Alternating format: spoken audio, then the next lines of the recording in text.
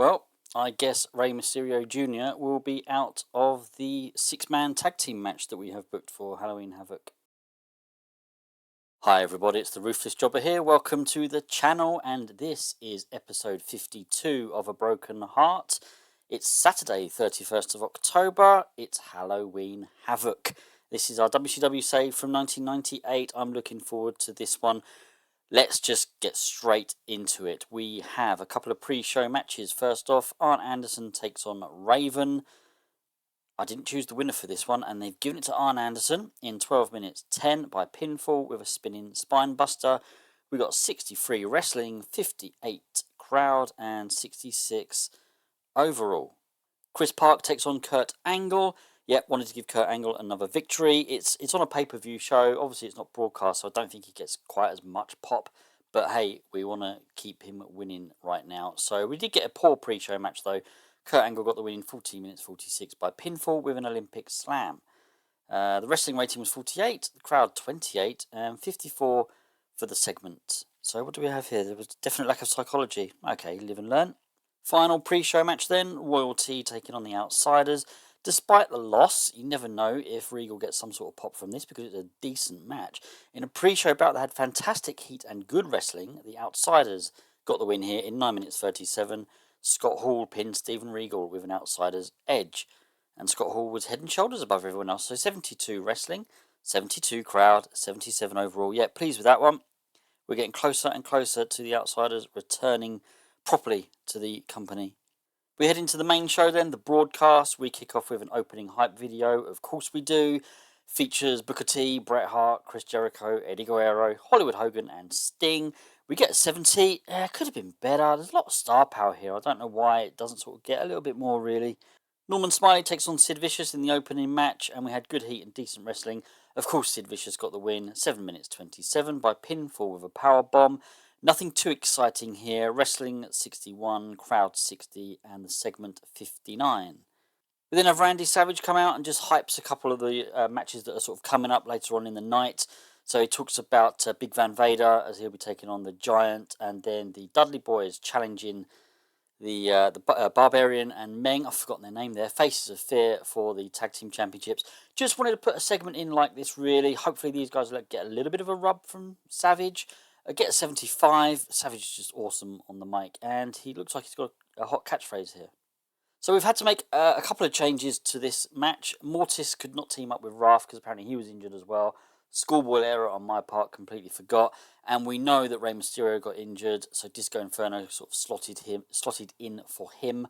So it's Mortis, Hammer, and the Demon taking on Benoit, Disco Inferno, and Six. So what do we get? Benoit, Inferno, and Six got the win in 7 minutes 46. Benoit caused Mortis to submit with a crippler crossface.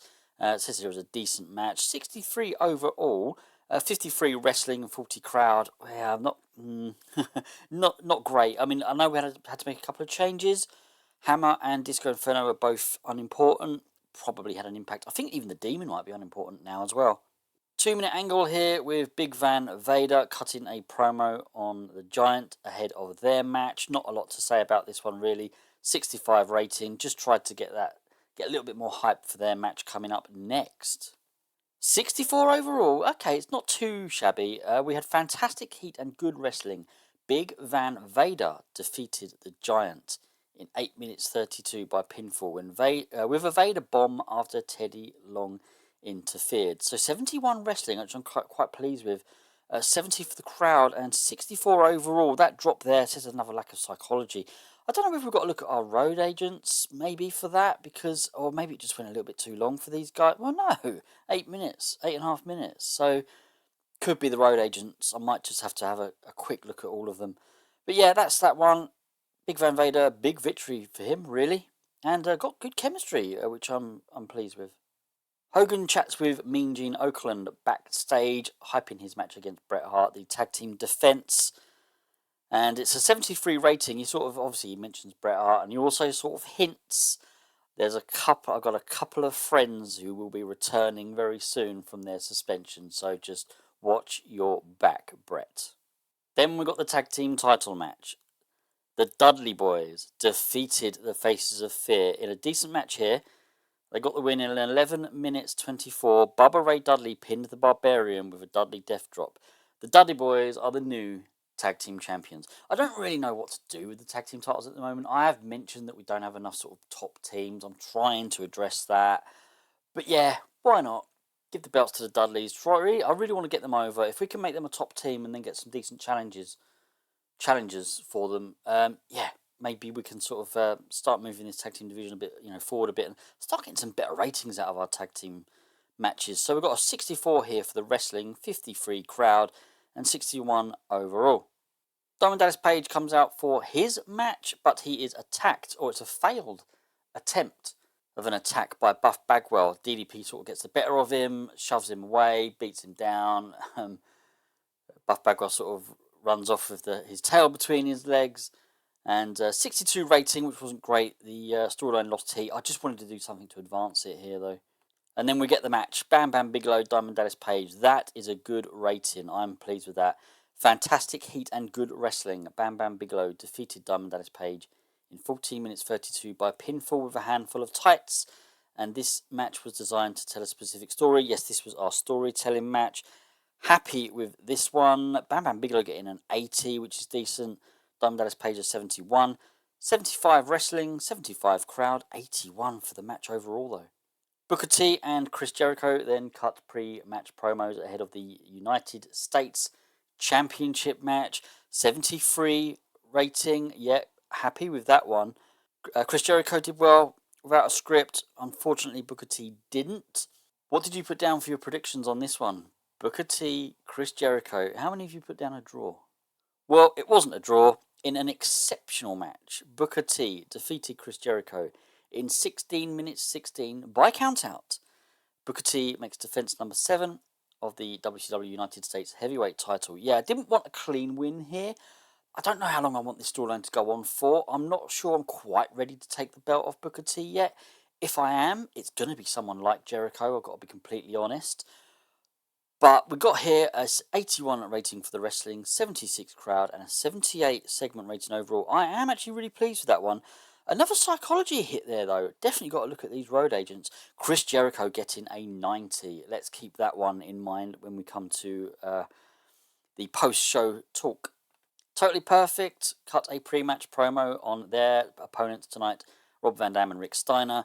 Gets a 75. Not too much to say about this one, really. Just wanted to sort of get a promo in between the two matches. Let's head to the match then. 81. Do you know what? I am shocked. I am so pleased with that.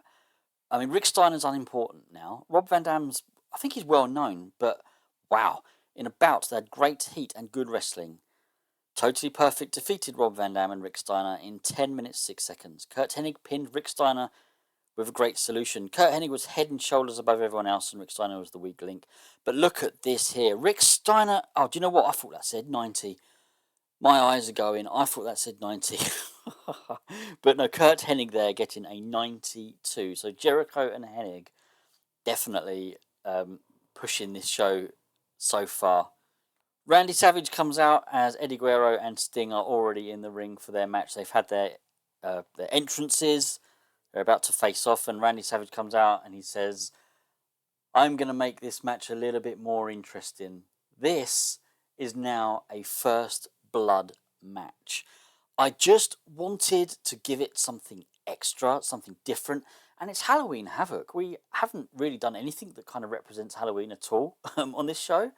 I did have a couple of ideas for a couple of other little matches, which maybe, I mean, I've got a whole year to wait now if I'm going to do that, but yeah, why not? First blood match, not done one before.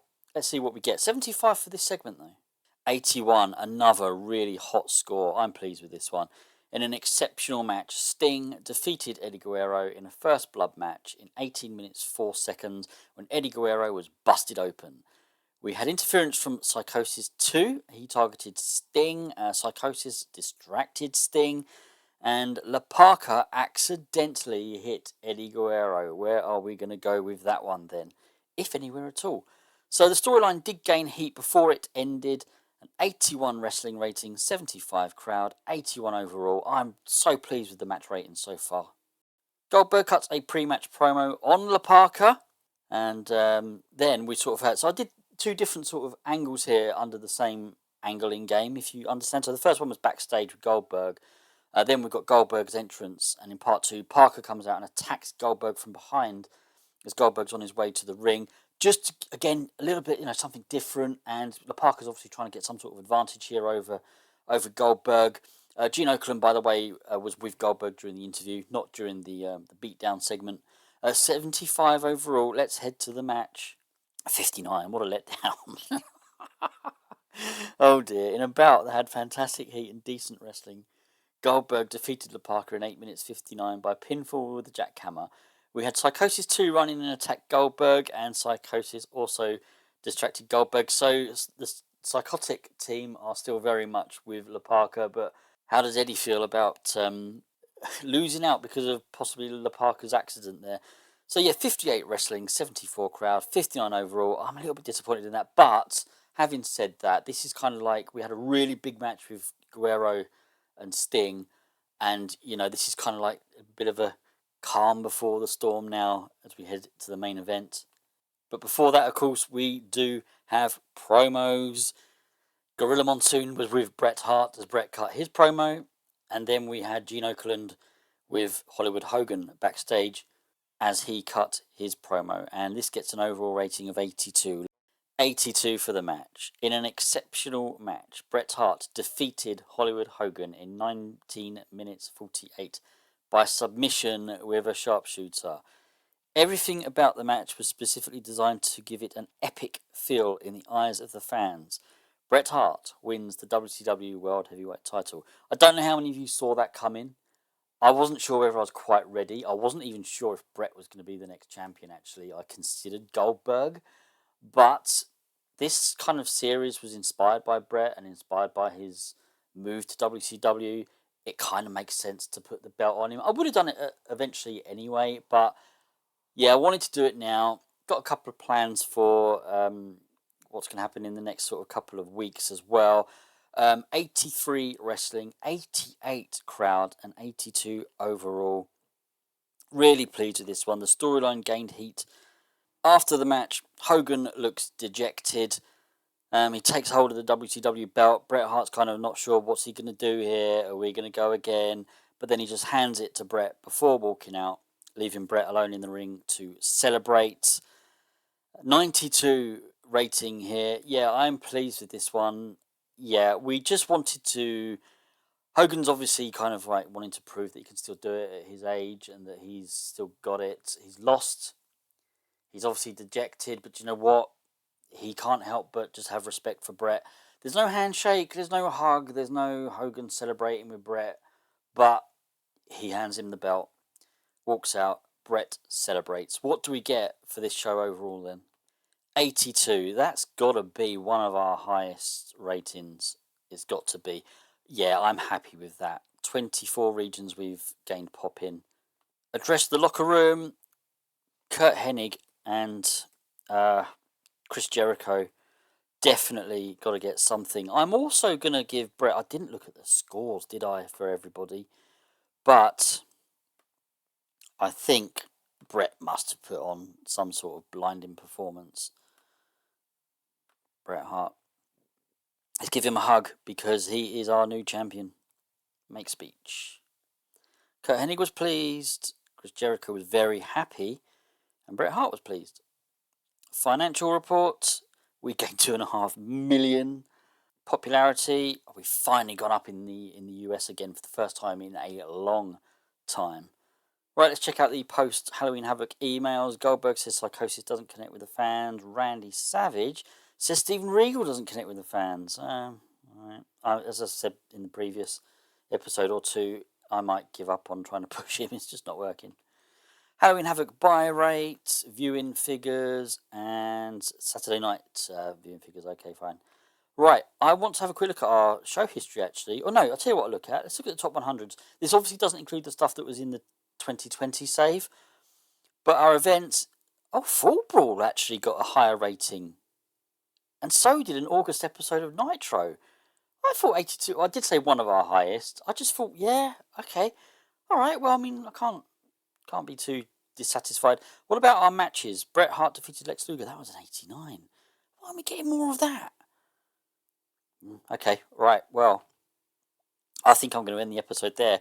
I'm really pleased with how that turned out. I know there was a couple of duds in there, but hey, we got a new champion.